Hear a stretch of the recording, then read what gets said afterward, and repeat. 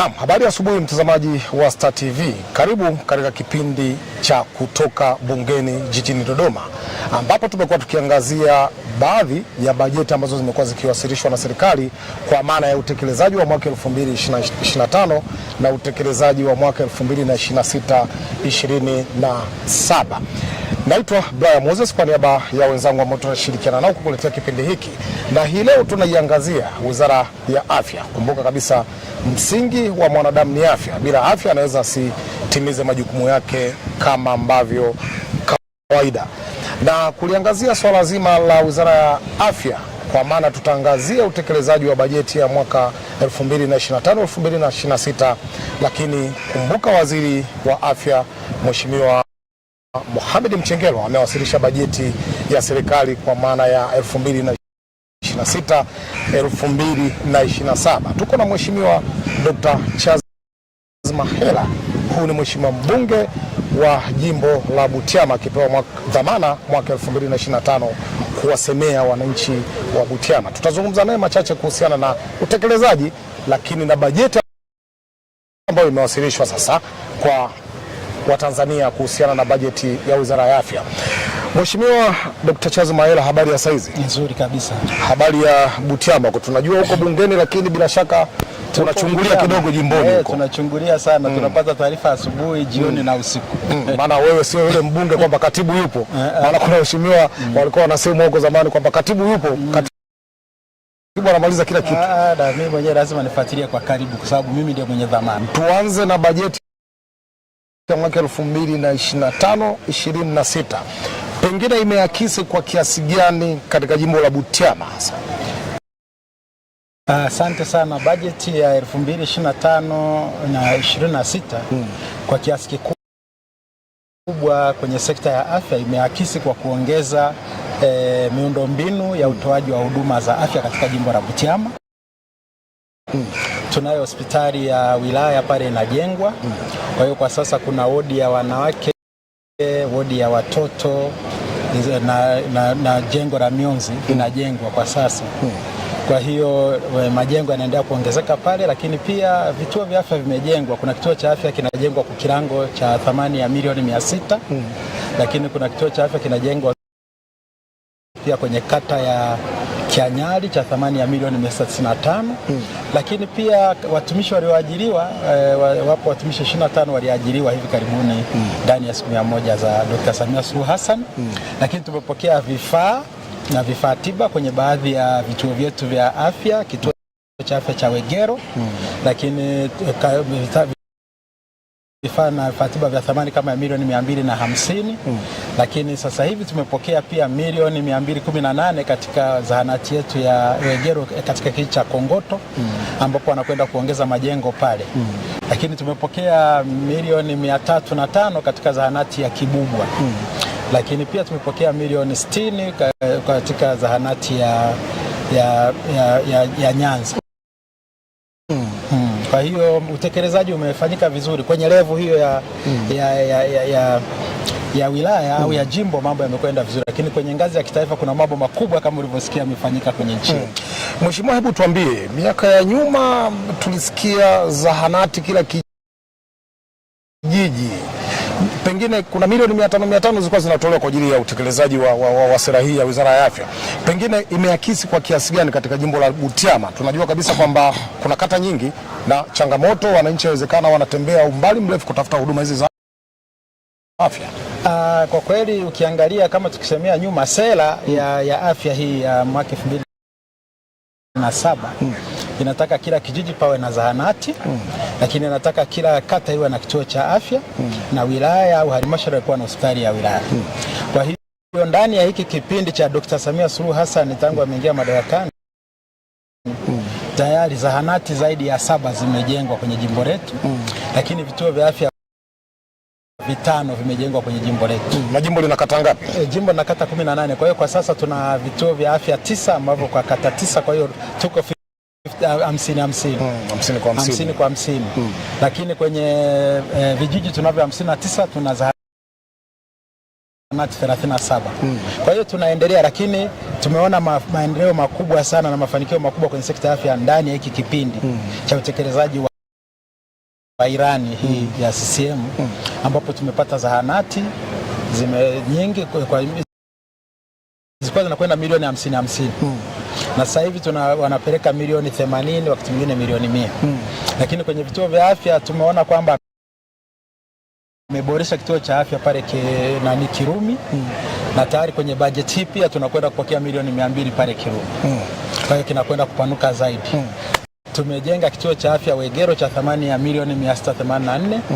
Tayari tumepelekea vifaa pale. Umesikia nimetaja zahanati kama hizo kubwa zinajengwa. Kuna zahanati ya pale Nyakiswa inajengwa, lakini tunakwenda kuipelekea tena kwenye bajeti milioni 80.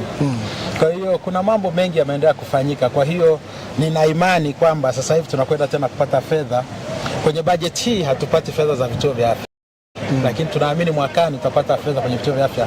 Mwaka huu bajeti imefocus zaidi katika kukamilisha maboma ya zahanati ili wananchi hasa wananchi maskini wa kipato cha chini waweze kupata huduma ya afya kule chini, huduma ya afya ngazi ya msingi. Maana yake mtu akiugua atumie fedha kidogo, shilingi 2000 kwenda kutibiwa, baada ya kutumia fedha shilingi 10,000 kwenda kwenye hospitali ya wilaya kutafuta tiba. Kwa hiyo ukitaka kuhakikisha kwamba tunakuwa na utoaji wa huduma za afya kwa watu wote, then lazima uwe umeimarisha sana mifumo mizuri ya huduma ya afya ngazi ya msingi, ambayo maana yake ni zahanati, vituo vya afya na hospitali zile za kata. Pengine mheshimiwa, tukitoka kwenye za wilaya, pengine tukitoka kwenye ngazi ya msingi ambayo umeizungumza, tuje kimkoa, pengine huduma ni kwa kiasi gani zimekuwa bora, na hasa huduma wetu wa Mara katika mkoa wa Mara kwa ujumla? Tuache hizi za msingi sasa, kwa sababu huku msingi kuna yale magonjwa ambayo mimi ni declare kwamba nimewahi kuwa naibu katibu mkuu ofisi ya wakati wa ofisi ya Rais TAMISEMI, nilikuwa nashughulikia afya. Kwa hiyo ninajua mambo mengi yamefanyika. Kila jimbo kuna vituo vya afya vimejengwa na ambulance zilipelekwa kwenye mkoa wetu wa Mara. Ambulance 2 na sehemu nyingine ambulance 1. Kwa hiyo majimbo yote vituo vya afya vimejengwa, zahanati zimejengwa. Lakini ukija kwenye hospitali ya rufaa ya mkoa ya Kwangwa imepata fedha na inaendelea kutoa huduma ambavyo imepata vifaa na vifaa tiba vya kisasa kabisa, hata CT scan ziko pale na hizi digital x-rays ziko pale. Kwa hiyo kimkoa pia ukiangalia katika miundombinu imeongezeka. Ukija katika ajira, Butiamu umesikia tumepata 25, lakini kila jimbo limepata watumishi. Kwa hiyo tunaona kabisa utekelezaji wa bajeti ya mwaka 25-26 kwa kutumia hivyo vigezo imeongeza utoaji wa huduma ya afya ambao ni bora kwenye mkoa wetu wa Mara. Mheshimiwa, tuje kwenye swala la vifaa tiba, na umezungumza swala la watumishi, lakini pia kuna issue moja ambayo imekuwa wananchi wakilalamika sana kuhusiana na swala la madawa. Tunajua tunajenga majengo yapo, lakini mwananchi anaenda anaambiwa dawa kanunue kule. Pengine katika hospitali sasa ambazo bajeti mmekuwa mkipitisha, swala la dawa limezingatiwa kwa kiasi gani, na wananchi wamekuwa wakipata dawa pale wanapofika katika maeneo ya hospitali? Kwa kweli, kwanza bohari kuu ya dawa MSD wamefanya kazi nzuri sana, lakini na wale washitiri kuhakikisha kwamba dawa zile muhimu kwenye hospitali zetu kuanzia ngazi za zahanati mpaka taifa zinapatikana, na ni kwa wastani wa 85% kwenda juu. Zile dawa muhimu zinapatikana.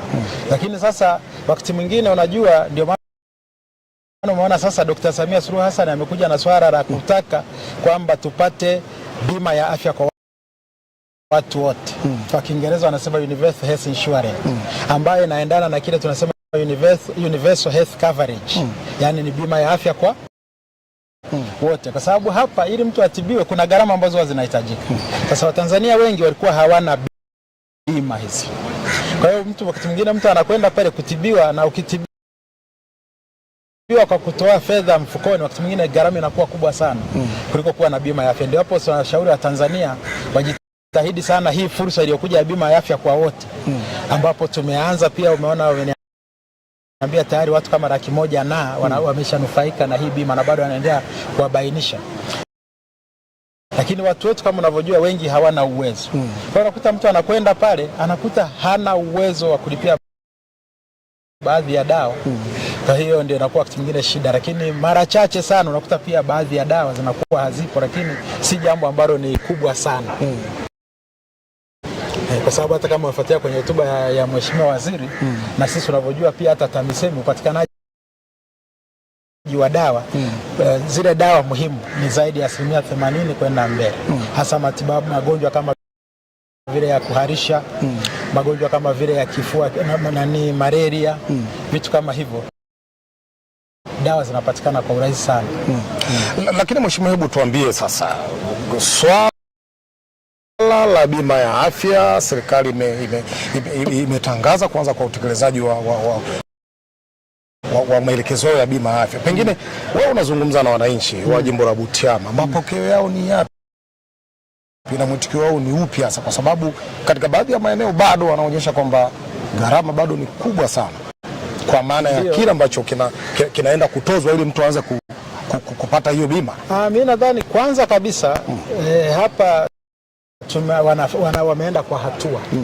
Hatua ya kwanza, wametenga fedha kwa ajili ya kubainisha, ukilinganisha na takwimu za sensa wa Tanzania ambao ni maskini, ambao wanakaya zile maskini, nadhani hao wapo, nadhani wanakaribia karibu milioni 3.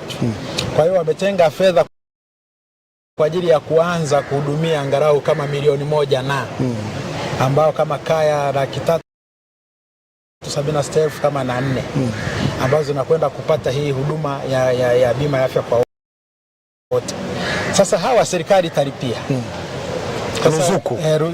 Ndio maana kinatafuta chanzo rasmi kimeshabainishwa na sheria imepitishwa. Kwa hiyo serikali italipia hao, lakini hawa wengine ambao hao na maana shilingi 1,500,000 kwa kaya moja, lakini wanatibu watu 6. Kwa hiyo hawa wengine sasa tunawahamasisha hawa ambao wana uwezo kidogo waweze mtu kuuza kuku wake 3 5 apate hiyo bima, au mwingine auze mbuzi apate hiyo bima. Kwa hiyo linahitajika swala la uelimishaji zaidi na swala la utoaji wa elimu hii ya afya zaidi, ili watu waweze kuelewa kwamba ni vizuri unapougua wewe una bima ya afya kuliko kuugua kajikuta una shilingi milioni 1 mfukoni, alafu unakwenda kule unaanza kuchajiwa gharama, fedha inakuwa kubwa, milioni inaisha haraka sana na inakuwa imepotea. Kwa hiyo tunatakiwa nadhani itolewe elimu zaidi, na mimi naamini sasa tunataka kushauri zaidi pia waangalie, pamoja kwamba ile sheria ya bima ya afya ile sura 161 na imefocus sana katika zile kaya maskini ambazo database wanatoka kwenye ile database ya TASAF. Nadhani tunajaribu kuangalia namna bora pia ya kushirikisha makundi mengine. Yapo makundi mengine ambayo nayo yanaweza kashirikishwa, lakini hilo bado tunajaribu kumshauri Mheshimiwa Waziri jioni hii tuone atasemaje. Mheshimiwa, tuje kwenye bajeti sasa ya mwaka 2026-2027. Pengine lipi jicho lako hasa, kwa sababu tumekuwa wazuri sana katika baadhi ya maeneo kupanga, lakini kutekeleza imekuwa ni changamoto. Lipi jicho lako kwa Wizara ya Afya hasa kwa hii fedha ambayo imeombwa na bila shaka mtaipitisha trilioni 1.8 kwa mwaka wa fedha 2026-2027. Lipi jicho lako hasa katika utekelezaji wa kutatua changamoto zile ambazo zinawakabili wananchi katika sekta ya afya?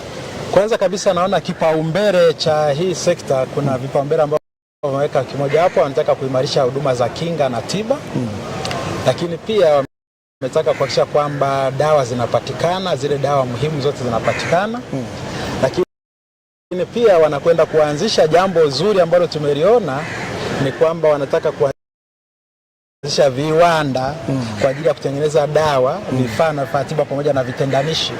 Na tumeona kuna wageni wako hapa, hilo litakuja kusaidia sana. Kama hivyo viwanda vitaanza, itasaidia sana kupunguza baadhi ya hizi fedha dollars ambazo tunakwenda kuagiza madawa huko nje, lakini waweza kujikuta nchi za jirani nao wanakuja kununua dawa hapa kwetu kama ambavyo tunanunua sisi kwao. Kwa hiyo tunaona hilo ni jambo jema. Nadhani chini ya uongozi wa Dr. Samia na uongozi wa Mohamed Mchengerwa, na amesisitiza sana kwamba wanakwenda kuanzisha viwanda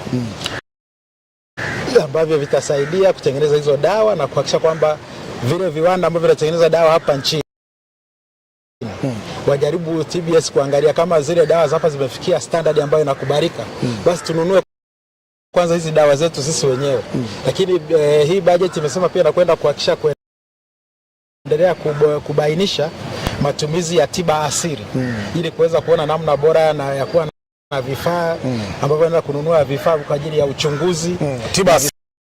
Hili nalo limekuwa ni changamoto sana, ili hawaaminiki watu wa tiba asili. Kuweza na sasa ndio wizara inajaribu kuliratibu vizuri kusudi waweze kuona namna bora ya kuweza kutumia hivyo. Kwa hiyo tunaona pia wanakwenda kuongeza majengo na kwenda kuongeza vifaa na tiba kwenye hospitali hizi za rufaa za mkoa, za kanda, lakini na hospitali yetu ya Muhimbili. Lakini pia jambo zuri jipya ambalo tumelisikia hapa, baada ya serikali kufanya uwekezaji mkubwa kwenye ngazi ya msingi, alafu amekuja kwenye ngazi ya wilaya, Dr. Samia amekuja kwenye ngazi ya mikoa, kila mkoa una hospitali ya rufaa na wanakwenda kuongeza majengo kwenye bajeti hii, wanakwenda kuongeza majengo na vifaa na tiba kwenye hizo hospitali za rufaa za mkoa, hospitali za rufaa za kanda ambazo zipo 8, lakini wanakwenda kuongeza vifaa na tiba kwenye hospitali zile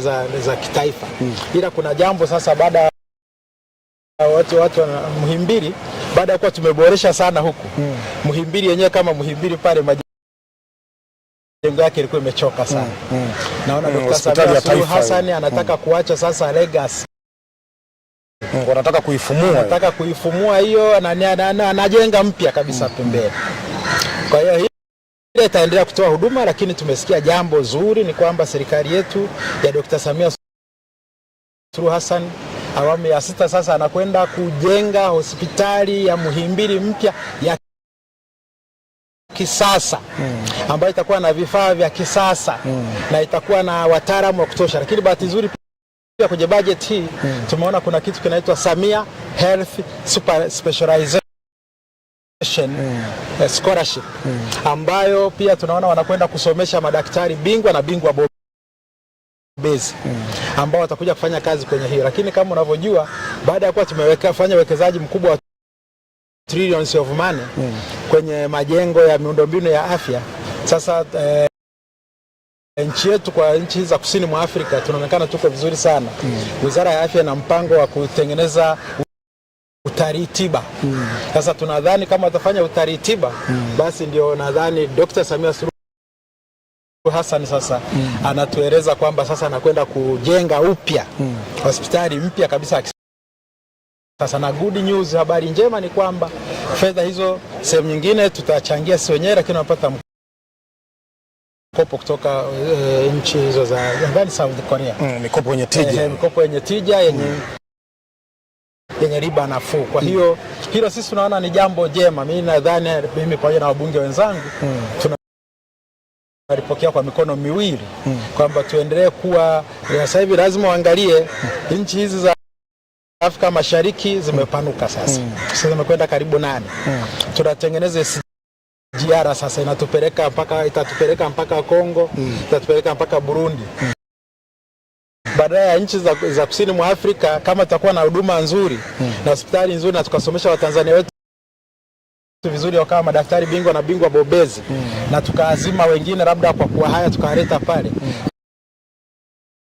unaweza kukuta kuna wagonjwa wengine watakuwa sasa wanatoka baada ya kwenda India wanakuja kutibiwa hapa. Maana safari za India zikapungua. Kwa hiyo hilo nalo tumeliona kwenye budget hii, tumeambiwa kwamba kuna hospitali mpya ya Muhimbili na kwenda kujengwa ya kisasa. Maana miaka nyuma hapo karibu kila kitu India.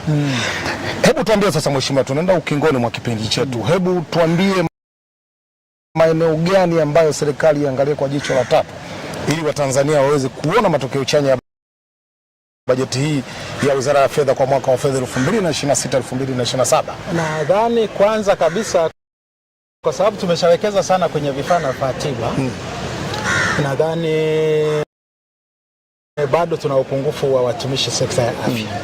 Ili Watanzania waweze kunufaika na hilo, inabidi serikali iendeleze kasi ya kutafuta fedha kuendelea kuajiri Watanzania wengi, watumishi wengi kwenye sekta ya afya ili watusaidie kuja kufanya kazi ya kuwatibu Tanzania kwa sababu tunakwenda kwenye dira ya mwaka 2050 ambayo inataka tuwe na taifa lenye uchumi jumuishi ambalo lenye haki lakini taifa ambalo linajitegemea. Ili tuweze kulijenga hilo lazima tuende na Watanzania ambao wana afya njema. Lakini kingine ninachoshauri ni kwamba sasa tukamilishe vizuri haya maboma ya zahanati kwenye bajeti hii na bajeti ijayo ili Watanzania wengi waweze kutibiwa kwa gharama nafuu kule chini na kupunguza msongamano kwenye hospitali za rufaa za mkoa na za kitaifa ili zile zishughulike na mambo makubwa zaidi. Kwa hiyo tunaamini kwa sehemu ya hizi fedha au bajeti ijayo tungelishauri waweze kufanya hivyo zaidi. Lakini kingine waendelee MSD kuwezeshwa ili uweze kuwa na uwezo wa kununua vifaa na tiba na kuvisambaza kwenye maeneo mbalimbali. Na kingine ni hicho tu kwamba viwanda vianze, tusichelewe. Kauli yako kwa Wanabutiama, maana huko mjengoni huko na wawakilisha huko. Butiama nadhani ni kwamba wanatusikia na sisi tupo, wamenipata kama mwakilishi wao. Ninawasemea kwenye sekta ya afya. Hivi karibuni tumesema mambo mazuri yanakuja kwa sababu kwenye budget hii nadhani tuna bilioni 1.2 ya sekta ya afya ambapo wakae mkao tutapokea milioni 500 kwa ajili ya hospitali ya wilaya kuongeza majengo pale. Lakini tunapokea milioni 300 kwa ajili ya kuboresha tena vituo viwili vya afya kutoka serikali kuu, hizo ni milioni 800. Lakini kwenye mradi wa Chip tunapokea milioni 200 kwa ajili ya kituo cha afya cha Bukabwa kule ambacho kiko Kirumi. Tutapokea milioni 80 kwa ajili ya zahanati yetu ya Nyakiswa na milioni 80 kwa ajili ya zahanati yetu ya Busegwe. Lakini bado tunaendelea kuona kwamba tutapokea watumishi ambao watakuja kuboresha utoaji wa huduma ya afya kwenye eneo letu. Na sisi huku tunaendelea tena kuombea zaidi mwaka huu na mwaka ujao tuweze kupata vituo vingi vya afya kwenye eneo letu. Na watumishi nadhani serikali itakapoajiri tutaenda kupata watumishi. Najua sasa tuna upungufu wa watumishi, MD tunao kama 3 na uhitaji bado ni mkubwa, lakini ninaendelea kuwawakilisha kuliombea hilo. Niwahakikishie kwamba Butiama inaendelea kunemeka na mambo mazuri naona yanakuja. Butiama iko salama. Asante. Mheshimiwa, tunakushukuru sana na tukutakie kila la heri. Asante sana. Ukirudi Butiama basi tufikishie salamu zetu. Ngoja. Chukue namba yangu nayo. Naam, mtazamaji wa Star TV, kipindi hewani kilikuwa ni kutoka bungeni ambapo tumezungumza na Mheshimiwa Dr. Charles Mahela akielezea kila ambacho sasa kinafanywa ama kitenda kufanywa na Wizara ya Afya ili kuhakikisha kwamba Watanzania ama wananchi wake wa jimbo la Butiama wanakuwa na afya bora na si bora afya. Mpaka kufikia hapa sina la ziada. Naitwa Brian.